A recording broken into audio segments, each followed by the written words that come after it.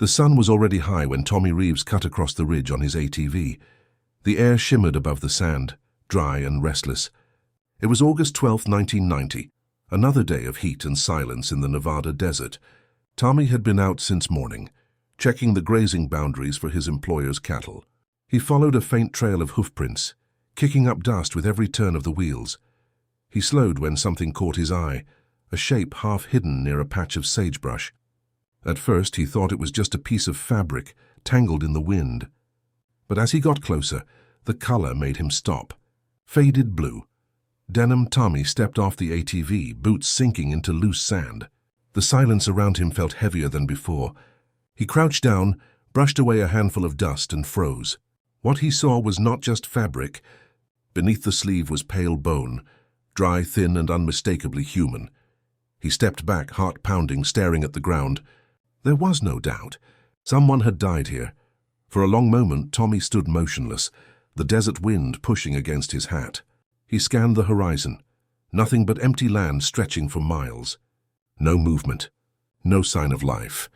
Only that small patch of earth disturbed by something terrible. He climbed back on his ATV and drove to the nearest service road. From there he radioed the sheriff's office. His voice trembled slightly as he described what he had found. A body, maybe, he said. Within an hour, 2 patrol units were dispatched from Hawthorne, led by Deputy Sheriff Carl Dwyer.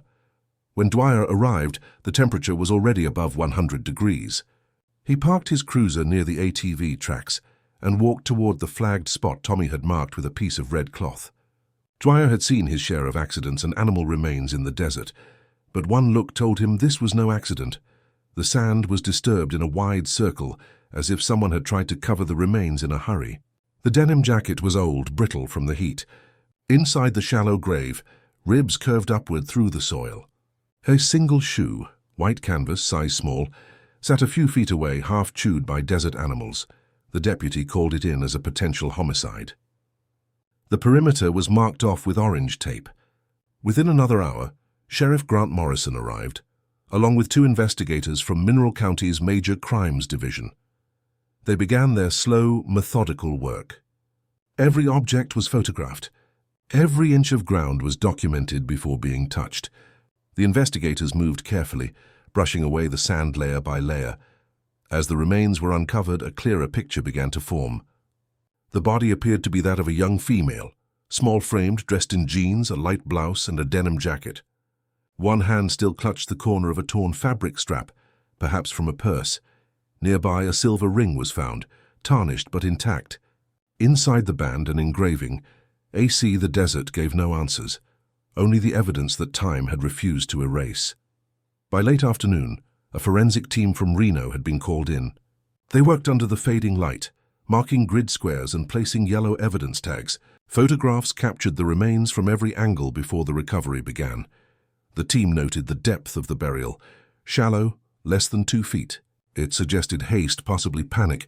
The positioning of the limbs indicated that the body had been placed, not thrown. There were no visible restraints, no obvious cause of death yet. Sheriff Morrison stood silently beside the scene, arms crossed, staring at the remains. He had been in law enforcement for 25 years. He knew what the sight meant.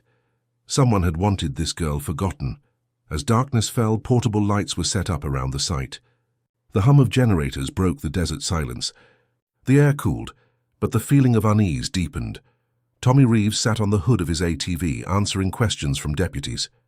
He described how he had found the spot, how nothing seemed out of place until that one glint of fabric caught the light. His voice was steady, but his eyes stayed fixed on the sand. By 10 p.m., the remains were carefully lifted and sealed in evidence bags. The medical examiner estimated the body had been there for years, maybe since the early 90s. Deterioration was extensive, but clothing and jewelry were remarkably preserved. The investigators swept the area for several yards in every direction. That was when one of them called out, a second patch of disturbed soil less than 15 feet away. The team gathered, flashlights converging on the spot. The sand was loose and recently shifted. They began to dig again. Another fragment of bone surfaced, smaller, thinner, a second shoe. Then a fragment of fabric with a floral pattern.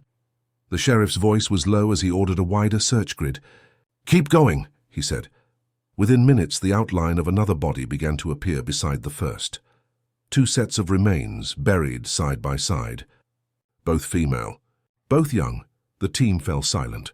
The sound of the wind filled the gap. Whatever happened here had not been random. It had been deliberate, methodical, and hidden in plain sight for decades. As the evidence markers multiplied, the desert began to tell its story, one it had buried for more than 30 years. Sheriff Morrison took a slow breath, eyes fixed on the sand. "This just changed everything," he said quietly. By midnight, the site was fully secured, a crime scene stretching nearly 30 feet across. Reporters had not yet arrived, and the town of Hawthorne still slept, unaware that the past was about to return. In the quiet desert night, floodlights burned white against the dunes, revealing what the darkness had kept secret. 2 young women, lost for decades, had finally been found, and somewhere, far beyond the reach of the lights, the person who put them there was still out there, watching. Or long gone. What the sheriff's department uncovered beneath the sand was not just one body. It was the beginning of a mystery that would haunt Nevada for years to come. The dental records matched quickly. Angela Carter, 17 years old, high school senior. Detectives confirmed it the next morning. The girl found in the desert, buried beneath decades of sand and neglect, was the same teenager who had vanished from Hawthorne in October 1990. Her disappearance had once frozen the town in fear. Posters lined the diner, the gas station, and the high school. Search parties combed the desert and surrounding hills. Rumors spread through every corner of Mineral County. And then, after weeks without leads, the case went cold. Angie was known as quiet, polite, and diligent. She worked the late shift at Sage Diner, helping her parents supplement the family income. Her co-workers remembered her as reliable, always asking questions about school, her plans, and her younger brother, Ethan. She had a dream of becoming a nurse, a goal she had spoken about with anyone who would listen. Neighbors remembered her as someone who often ran errands for her family. She had a gentle presence, the kind of teenager who blended into the routine of a small town, yet left a lasting impression. Her disappearance was a shock because she was careful, responsible, and close to her family. There was no known reason she would leave without warning. The morning after the identification, detectives returned to the crime scene with the family's acknowledgement in mind. They documented everything with renewed urgency. Every detail mattered. Forensic teams noted clothing remnants, positioning of the remains, and environmental factors that had preserved certain items better than expected. Among the items recovered was her denim jacket, her blouse, and a single shoe. One detail, however, drew attention immediately. Her watch was missing. It had been a simple silver wristwatch, given to her by her mother on her 16th birthday. There were no signs of it at the burial site. No fragments, no impressions in the sand. The absence was subtle but significant, a small anomaly that could indicate the circumstances surrounding her. Death law enforcement began piecing together the timeline from October 7, 1990. Angie had finished her late shift at the diner around 10:42 p.m. Witnesses had last seen her walking toward her car, parked near the Silver Spur gas station. Her route home was familiar. She had traveled it countless times before. Yet she never arrived. Her car was discovered days later, abandoned with minor signs of disturbance. The identification of her remains answered one question, but opened many more. How had she ended up in the desert, so far from her intended path? Why had no one noticed her absence until the next morning? And who had been responsible? Detectives reviewed the old files and photos, noting patterns that had been overlooked for decades. Missing items, such as the watch, were flagged as crucial evidence. It was a small detail, but investigators understood that small details often led to breakthroughs in cold cases.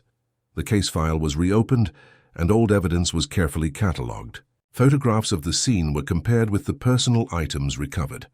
Witness statements from 1990 were revisited. Every interaction Angie had in her last hours became a focal point. The realization was clear. The watch, missing for 33 years, had never been found. Its absence was a puzzle piece that could hold the key to understanding what happened in those final hours. For the detectives now working the case, it was a reminder that even the smallest clue could shift the investigation decades later. The quiet desert had revealed Angela Carter. The town of Hawthorne knew her fate. But the mystery of the missing watch remained, a subtle yet haunting question that would not be answered for years. It was the detail that would eventually reopen the case and ignite a search for truth. Long after the world had assumed it would remain unsolved, Angela Carter clocked out at 10:42 p.m. She locked the diner doors behind her, the neon sign flickering above. The shift had been quiet. She slipped into her car, parked near the Silver Spur gas station, and planned the familiar drive home along the desert highway. Witnesses later recalled seeing her vehicle idling, engine humming softly. The driver's door was open, and she paused for a moment, perhaps to adjust her bag or check the tires. It was the last confirmed sighting of her alive. Minutes passed. The desert night was calm, unusually still. A faint breeze carried dust across the asphalt. Security cameras, limited and grainy, captured only her vehicle and the empty road.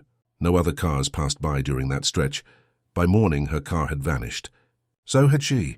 The parking lot was empty, except for a flashlight discarded near the curb. It appeared to have been dropped in a hurry. For police, the object was more than debris. It was a clue that suggested a sudden confrontation or unexpected event. Investigators reconstructed the scene. Footprints were visible in the sand adjacent to the gas station. They led away from the car in several directions, but faded quickly into the terrain.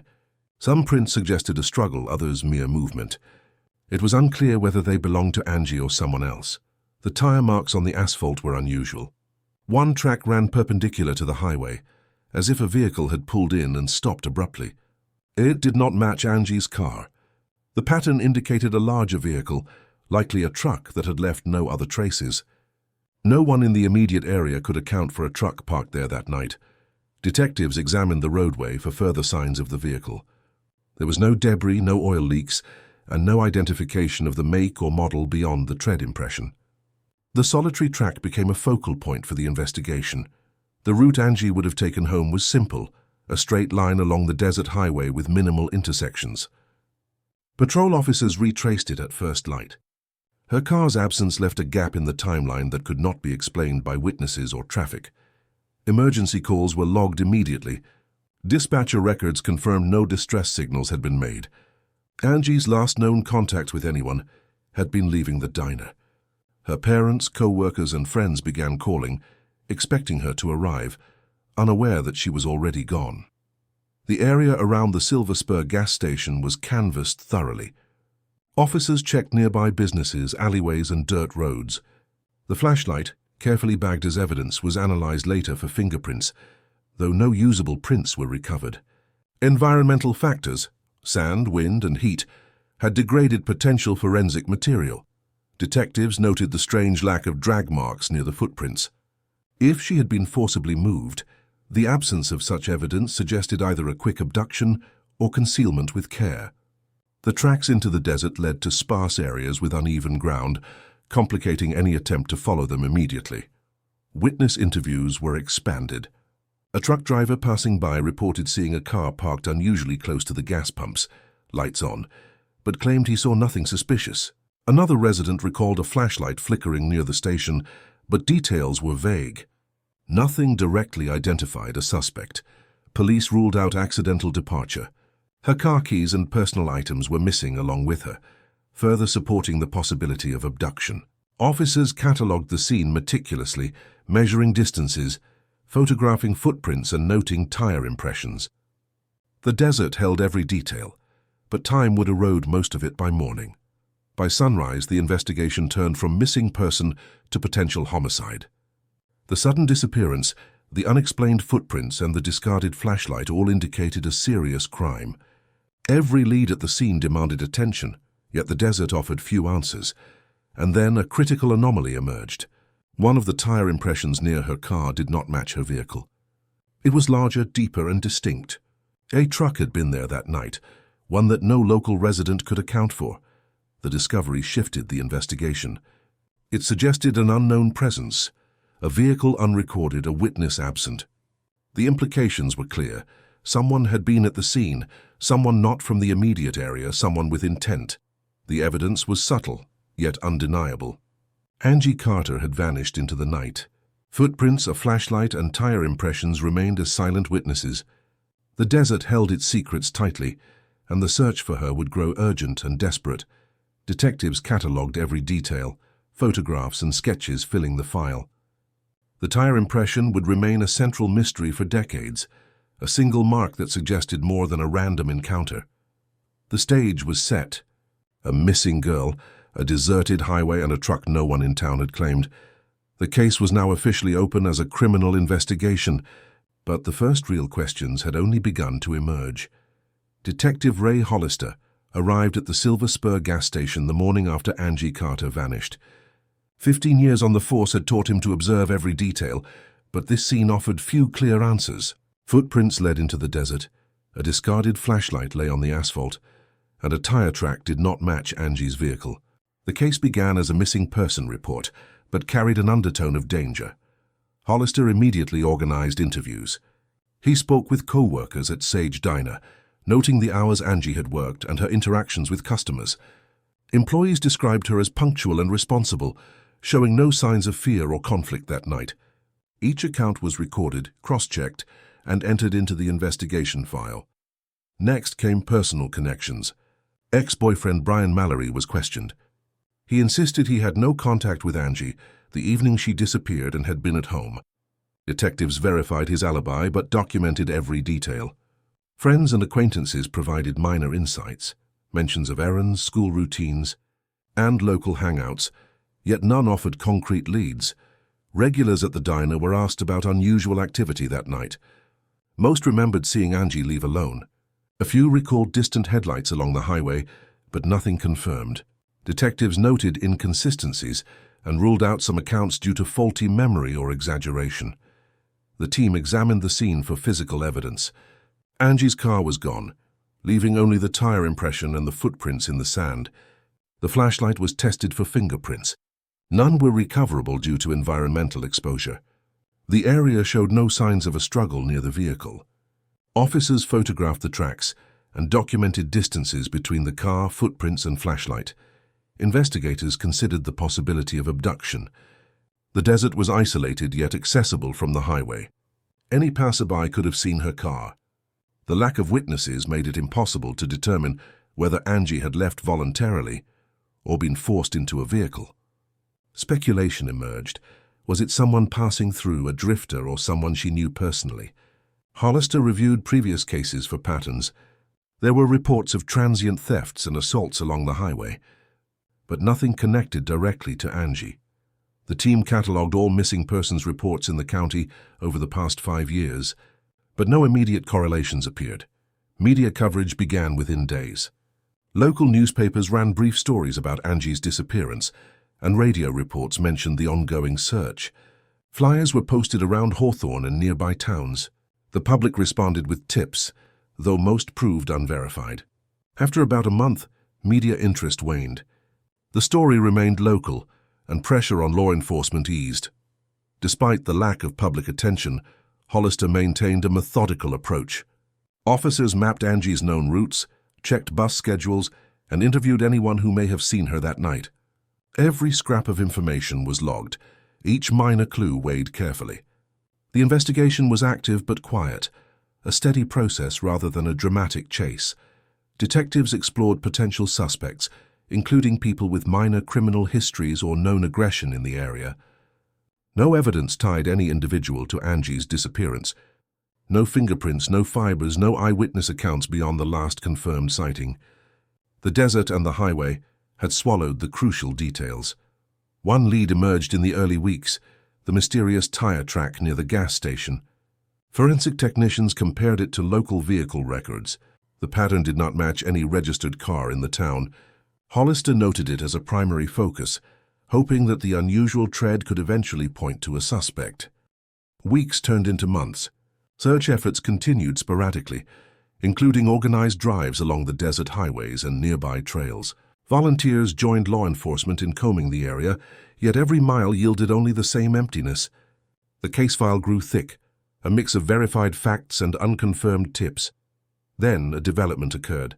20 miles from the diner, a truck was discovered abandoned along a side road. At first glance, it appeared related to the tire tread. Investigators approached cautiously. Smoke residue coated the exterior. The vehicle had been set on fire, destroyed beyond recognition. Evidence collection was limited. No fingerprints could be recovered. No license plate remained intact. Forensics could only record the vehicle's dimensions and residual tread impressions. Despite this, the connection to Angie's disappearance was clear. Someone had tried to erase traces of a vehicle that may have been at the Silver Spur gas station that night. Detective Hollister documented the scene thoroughly, photographing every angle and noting environmental factors. The burned truck added a new layer of mystery. The first real lead in months hinted at premeditation and deliberate concealment. The investigation remained methodical, restrained, and focused. Every step forward revealed questions as much as answers. Angie Carter was still missing. The desert offered no mercy. The news of Angela Carter's disappearance spread quickly. By the following morning, Hawthorne was quiet, too quiet. Streets that were normally alive with late-night chatter were empty. Parents kept their children close, hesitant to let them wander after dark. Local residents whispered theories. Some suggested a stranger passing through. Others speculated it was someone she knew. The desert, vast and silent, became a constant presence in every conversation. Its emptiness was a threat, swallowing possibilities and amplifying fear. Martha Carter appeared at every town meeting, her daughter's photo clutched in her hands. She spoke little, listened more. Her eyes followed every report about search parties and police updates. Friends described her as calm yet unyielding, determined to remain present while the investigation unfolded. Community volunteers organized searches along the highway and surrounding desert trails. Teams combed the sagebrush, dirt roads, and abandoned lots. Flyers were handed out at gas stations and diners. Each effort produced little. Footprints disappeared into the sand. Flashlights cut swaths of light across the terrain, revealing nothing beyond rocks and scrub. Law enforcement coordinated with volunteers, mapping areas already checked, logging tips and prioritizing leads. The desert was mapped in grids, every inch recorded, yet the land offered no answers. Each day of searching deepened the uncertainty. The emptiness seemed deliberate, as if the terrain itself protected the secret. Angie's classmates returned to school, but her absence lingered. Desks remained empty. Conversations paused when her name arose. Teachers tried to maintain normalcy, but whispers followed students into classrooms and hallways. Every familiar route, every routine action was viewed with suspicion. Martha Carter visited local businesses, leaving flyers and asking for information. The townspeople, while sympathetic, had little to offer beyond their concern. A local mechanic remembered seeing a car matching Angie's parked near the gas station weeks earlier, but no one could place it definitively that night. The details, fragments at best, were all that remained. The desert, ever present, reinforced the town's unease. Residents spoke of its heat, its stillness, the way shadows stretched across the sand as night approached. Its vastness made search efforts feel futile. The land swallowed footprints, discarded items, and even the memory of those who had walked there. Community meetings became the primary venue for updates. Detectives relayed progress, or the lack thereof, noting the tire track and discarded flashlight. Volunteers offered observations, tips, and questions. Sheriff Morrison reminded everyone that the investigation remained active, yet the lack of immediate answers created tension. Martha's presence was quiet but constant. She reviewed old photographs and letters, hoping for a clue overlooked. Every call from law enforcement was answered. Every tip followed, no matter how small. Her vigilance was a subtle reminder to the town that Angie was still missing, that the story was not over. Despite the organized searches, media attention, and police efforts, nothing resolved. Time passed, and fear became part of daily life. Children returned to their routines under watchful eyes. Adults moved cautiously, wary of strangers and the unknown. The town's rhythm shifted, its heartbeat measured by uncertainty. Months went by. Flyers faded, footprints vanished, and the desert reclaimed the evidence that had briefly emerged. The search teams disbanded, volunteers returned to ordinary life, and conversations about Angie became quieter, more cautious. 6 months later, the investigation was suspended. Evidence was catalogued and stored. Files were labeled meticulously. Carter, Angela, missing. They sat on dusty shelves, the paper a silent reminder of unanswered questions. The desert held its secrets, and Hawthorne adjusted to its absence. Yet even in dormancy, the case remained alive in small details: a tire track, a flashlight, the memory of a vanished teenager. It lingered in conversations, in cautionary measures, and in the mother's quiet vigilance. The file sat untouched, awaiting the day when someone might reopen it, when the desert might finally yield its truth. The first tip arrived within days of Angie Carter's disappearance. A long-haul trucker called the sheriff's office, claiming he had seen a young woman matching Angie's description along a remote stretch of highway near Tonopah. Investigators drove the route repeatedly, following the timeline precisely. Nothing was found. The report, once hopeful, was filed as unsubstantiated. Over the following years, tips continued. Drifters passing through Hawthorne mentioned a girl hitchhiking late at night. Each account was logged, investigated, and ultimately dismissed. Detectives chased leads across county lines, into Nevada's deserts, and even into neighboring states. Every claimed sighting ended the same way: a dead end. In 1992, a prison inmate confessed to a crime he claimed involved Angie Carter. Detectives interviewed him, reviewed his story against timelines and known evidence. The confession was inconsistent, lacking details that only someone present could have known. Forensic checks disproved the claim. It became one more false start in an investigation defined by silence. In 1995, a man from Reno came forward. He insisted he had seen Angie at a rest stop along US 95, asking for directions and carrying a small bag. Law enforcement immediately dispatched officers to review security footage and interview potential witnesses. The story did not hold up. Footage was inconclusive, and no corroborating testimony existed. Investigators closed the lead. 3 years later, in 1998, bones were discovered near Walker Lake. Initial speculation raised hope that they might be Angie's. Forensic analysis confirmed they were animal remains. The community, once briefly filled with renewed tension, returned to quiet unease. Each lead, each false alarm, deepened the feeling that the desert was hiding its secrets tightly. Detective Ray Hollister, despite years of diligence, faced mounting frustration. His team followed every tip, documented every rumor, and revisited old leads repeatedly. Still, the evidence remained sparse, fragmented, and circumstantial. Footprints faded, tire impressions eroded, and potential witnesses moved or changed their stories over time. By 2000, Hollister had reached the end of his career. 15 years on the case had left him weary. He filed final reports, catalogued evidence, and passed the files to colleagues. The investigation remained open, but progress was minimal. The Carter case, once a top priority, had become one of many cold files on the sheriff's desk. Throughout the decade, the pattern became clear. Every potential breakthrough collapsed under scrutiny. Tips were genuine attempts to help, yet none produced actionable evidence. The tire track, the flashlight, the missing watch, all continued to hold unanswered questions. Each failed lead reinforced the silence that defined Angie's case. The desert remained unyielding, swallowing footprints, erasing tracks, and keeping the truth out of reach. Families hoped, investigators persevered, and the town waited. Meanwhile, years turned into decades. Even as other cases gained attention, Angie Carter's disappearance lingered in the background. Files sat stacked in the evidence room, organized meticulously yet untouched. Investigators came and went. Methods evolved, yet nothing brought clarity. The story was frozen in time, marked by speculation, unverified sightings, and frustration. Every false start highlighted one stark reality. The case was defined not by what was discovered, but by what remained hidden. The desert, the roads, and the empty highways kept their secrets. The evidence collected, flashlights, tire impressions, fragments of personal belongings, waited in storage, quiet, unexamined, and silent. The small victories of potential leads never materialized.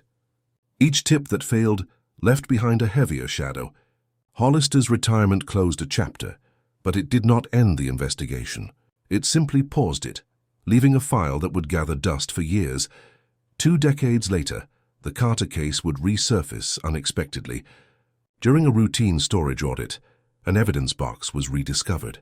Inside, carefully labeled and taped to a page, was a small strand of hair. It had been collected decades earlier, overlooked in the shuffle of files and materials. The strand, unremarkable at first glance, carried a promise: the potential to reopen the case, to re-examine old leads, and to apply new forensic techniques that were unavailable in 1990. A thread, long forgotten, was about to pull the investigation back into motion. The silence that had dominated Angie Carter's story for 20 years was about to be broken. Angela Carter's name became a whisper over time. The diner where she worked closed. The Silver Spur gas station changed owners. Friends and neighbors who had once searched tirelessly for her moved away or aged into new lives. Hawthorne continued, but her absence remained, a quiet scar in the town's memory. The file stayed in the sheriff's archive, labeled carefully, Carter Angela Missing. It was organized, complete with photographs, witness statements, and evidence. Footprints, tire impressions, a flashlight, and the small strand of hair were all preserved. No one closed the case. No one could. Detectives changed. Retirements, transfers, and new hires meant that those who had chased leads in 1990 were no longer active. Each new officer studied the file with fresh eyes, but inherited the same frustration. Few witnesses, minimal evidence, and decades of uncertainty. The desert where she vanished had not revealed more. Technology evolved. Computers replaced paper logs. Databases expanded, and DNA testing began to offer possibilities that had not existed in 1990. Yet, the Carter case remained untouched by these advances for many years. The small strand of hair collected decades earlier sat in its evidence envelope, its potential unrealized. Over the years, attempts were made to trace tips and review old leads. Cold calls to neighbors, follow-up on previous witnesses, and checks on registered vehicles provided no breakthroughs. Every effort reaffirmed the quiet reality. Angie Carter had vanished, and the trail had run cold. The desert remained as it had been, vast, unyielding, and indifferent. Footprints and tire tracks were long gone. Clues faded into memory. The abandoned roads and empty highways that had been searched repeatedly held nothing. What little evidence existed rested in evidence lockers and file cabinets, preserved yet inert. Family and friends aged. Ethan Carter, her younger brother, grew up under the shadow of an unanswered question. His mother, Martha, continued to follow leads, write letters, and monitor developments. Hawthorne's community slowly adapted, but the unsolved case lingered, a quiet reminder of loss and mystery. Despite the passage of time, the file was never declared closed. Law enforcement maintained it as active in principle, even if no resources were devoted to daily investigation. Its presence in the archives served as a placeholder for justice not yet delivered. New generations of detectives occasionally reviewed it during training or case reviews. They noted the unique details, the mysterious tire track, the discarded flashlight, and the strand of hair. Each element was catalogued and preserved, waiting for a moment when modern technology might breathe life into old evidence. For 30 years, the name Angie Carter was a fading echo in town memory. The highways remained the same. The desert still swallowed secrets. Yet every document, every photo, and every piece of evidence remained, quietly insisting that the story was not finished. Then, in 2023, a significant shift occurred. The Nevada Cold Case Unit began reviewing decades-old files with updated forensic capabilities. The Carter file, long dormant, was pulled from the archives for DNA reanalysis. The small strand of hair collected so many years ago suddenly became central to the case. The passage of time had not erased the potential for answers. If science could succeed where previous efforts had failed, the mystery of Angela Carter's disappearance might finally begin to unravel. The desert had held its secrets for more than 3 decades. Now a new chapter was about to start. The small strand of hair collected in 1990 sat in its evidence envelope for more than 3 decades. It had been too degraded for the DNA techniques of the time. In 2023, advances in forensic science allowed the Nevada Cold Case Unit to reprocess it. High-resolution extraction, combined with genealogical databases, produced a partial DNA profile. Analysts uploaded the profile, searching for distant relatives and potential matches. Within weeks, the results identified a man living in rural California, Dale Hutchins, age 59. The match was partial, but statistically significant. He shared ancestry with the unknown DNA, enough to make him a person of interest. Detectives began reconstructing Hutchins' history. Public records showed he had worked construction projects near Hawthorne in 1990.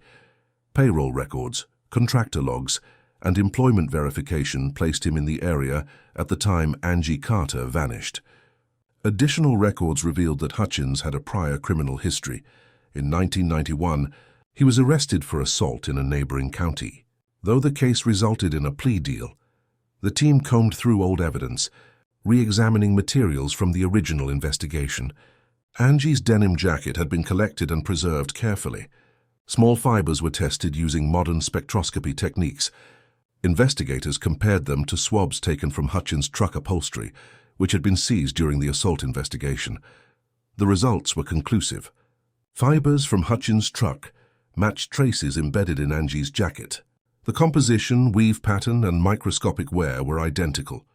This single forensic link tied Hutchins directly to Angie, decades after the disappearance. The connection was undeniable. Investigators reviewed Hutchins' timeline carefully. He had been in Hawthorne during Angie's disappearance, drove a truck with unique upholstery, and had a criminal record indicating prior violent behavior. Each element aligned with the original case evidence: the tire tracks, the flashlight, the footprints leading away from her abandoned car. The forensic breakthrough confirmed what speculation had hinted at for years. Cold case analysts cross-referenced the new findings with old interviews. Former co-workers, neighbors, and friends of Hutchins were re-examined. Patterns emerged: minor inconsistencies in his work logs, vague accounts of travel, and previous interactions with law enforcement in multiple counties. Each detail reinforced the new evidence, building a profile that was both credible and alarming. The Nevada Cold Case Unit organized a coordinated plan. They would travel to Hutchins' residence in rural California to conduct interviews, gather additional evidence, and secure a warrant if necessary. All procedural steps were meticulously planned. Every action had to withstand judicial scrutiny, especially for a case reopened after more than 30 years. For the investigators, the breakthrough carried more than scientific weight. It was validation for decades of painstaking work, for retired detectives who had maintained files with no expectation of resolution. It was a reminder that even cases frozen in time could yield answers under modern scrutiny. Family members of Angie Carter were informed carefully. Martha Carter and Ethan were brought into the process cautiously, shielded from unnecessary details until warrants and protocols were ready. The discovery reignited both hope and tension. Hope that answers were imminent, tension over what confronting Hutchins might reveal. The pieces of the puzzle, dormant for decades, finally aligned. The DNA, the fibers, and Hutchins' presence in Hawthorne in 1990 formed a chain of evidence that could not be ignored. The Cold Case Unit prepared to move swiftly, understanding that years of silence and uncertainty were ending. As investigators loaded into vehicles for the trip to California, they reviewed their strategy, evidence chain, and objectives. Every officer knew the historical weight of the case, the town's memory, the family's decades-long grief, and the long trail of unfulfilled justice. Unbeknownst to them, Dale Hutchins was aware. From the porch of his rural home, he observed vehicles approaching along the long driveway. He had lived quietly for decades, yet he now realized that the investigation had found him. His awareness added a new layer of risk, a dangerous element that no one could have anticipated. The case that had begun with footprints in the Nevada desert, an abandoned flashlight, and a missing teenager was now reaching a turning point. Modern science had pierced the decades of silence. The next encounter would determine whether justice could finally be served. Detective Leah Granger opened the Carter case file with the care of someone handling fragile evidence. Every photograph, fingerprint card, and interview transcript was scrutinized. She traced Angie Carter's final steps, cross-referencing old maps with satellite imagery to understand the terrain where she had vanished.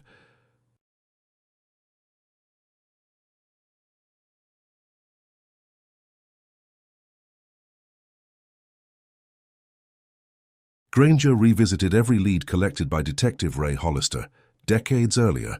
She compared timelines, verified witness statements, and reconstructed the routes taken by Hutchins in 1990, the continuity between Hollister's notes and her current investigation created a chain of investigative persistence spanning generations. She interviewed Hutchins' former co-workers from construction projects near Hawthorne. Each recollection was subtle: unusual behaviors, unaccounted absences, and minor conflicts that had seemed insignificant at the time. These interviews added context to the forensic evidence, reinforcing Hutchins' presence in the area during the critical period. Granger's approach was meticulous. She catalogued every piece of evidence, from the tire impressions near Angie's abandoned car to the fibers on her jacket. Modern databases allowed her to cross-reference previous suspects, known criminals, and vehicle registrations. Patterns emerged where none had been visible before. The detective also analyzed procedural oversights from the original investigation. Old reports indicated minor inconsistencies in witness recollections and previously overlooked details, such as the missing watch Angie had worn. Granger integrated these elements into her working hypothesis, understanding that every fragment could influence the outcome. Laboratory results were monitored daily. She reviewed DNA processing protocols, ensuring that the small strand of hair and fiber samples were tested under the strictest forensic standards. The Cold Case Division emphasized precision. A single contamination could invalidate decades of work. Granger's vigilance guaranteed that the science would hold up in court. Every day, Granger reconstructed the timeline in her mind: Angie leaving the diner, the abandoned car, the footprints leading into the desert. Each step was mapped, documented, and measured against Hutchins' known locations. The detective worked with GIS specialists, correlating environmental data with historical records to ensure accuracy. She revisited the community impact as well. Townspeople who had moved away or aged into memory were contacted again. Former neighbors recalled sightings or unusual behavior of transient workers. These small pieces, once considered anecdotal, now formed a pattern alongside the hard forensic data. Granger's methodical persistence was unrelenting. While others had paused or retired, she remained absorbed in the case.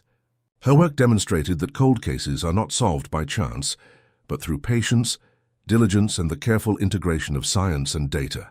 She treated every document, interview, and piece of evidence as part of a larger narrative, one that could finally reach resolution.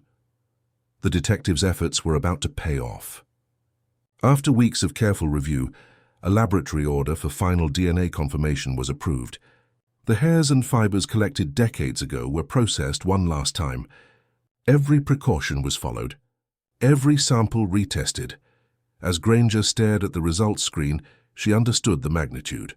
Hutchins' DNA matched the hair and fiber with 99.98% certainty.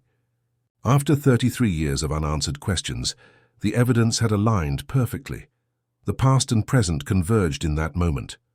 The decades-old mystery was on the brink of resolution. Dale Hutchins sat in the interrogation room, hands folded, expression blank. Detective Leah Granger laid out the evidence: DNA from the hair, fibers from his truck, historical records placing him in Hawthorne on October 7, 1990.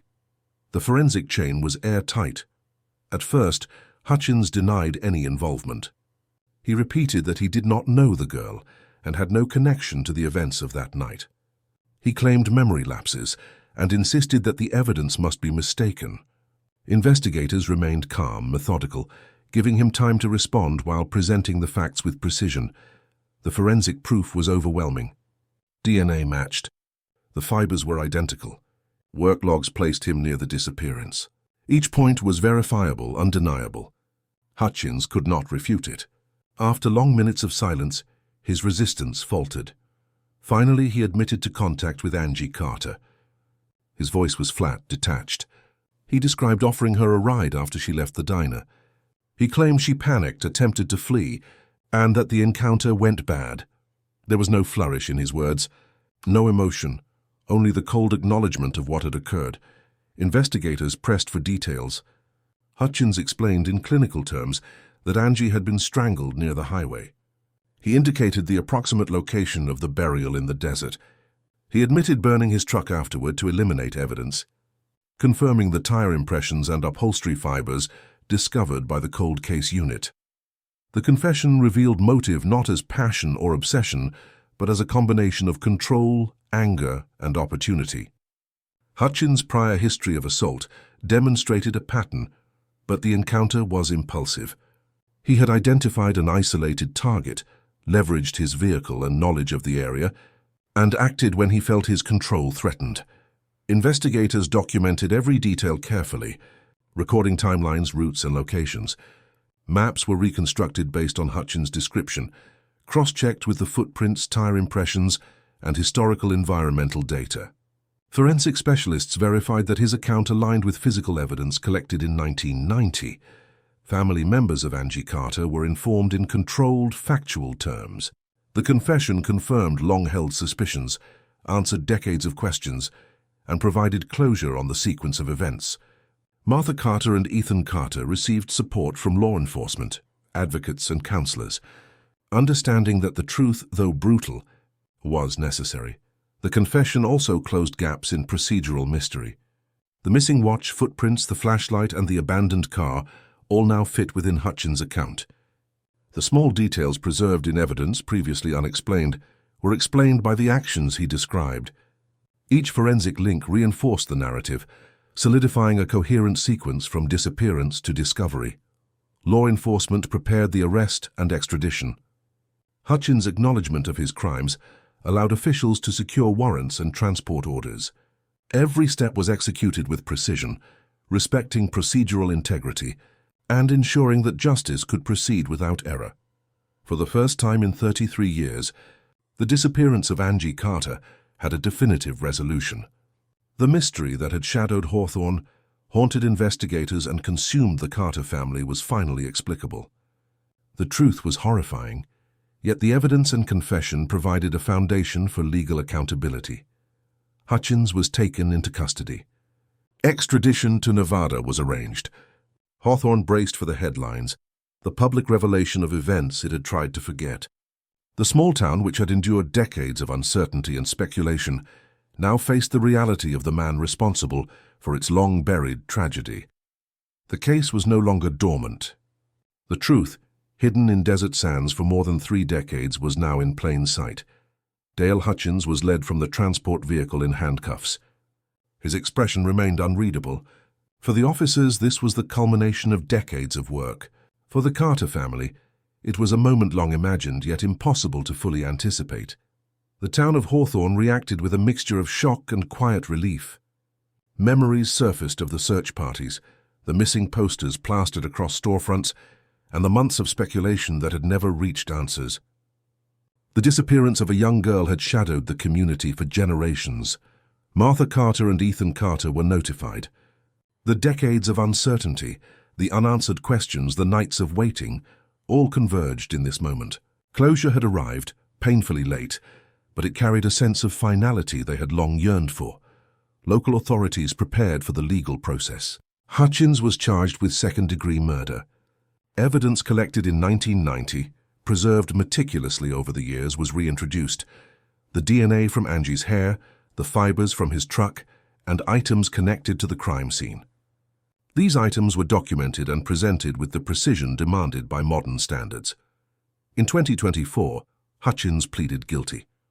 The courtroom was quiet as the confession was entered, a stark contrast to the chaos of speculation that had surrounded the case for decades. The sheriff's office issued a concise statement. Justice delayed, not denied.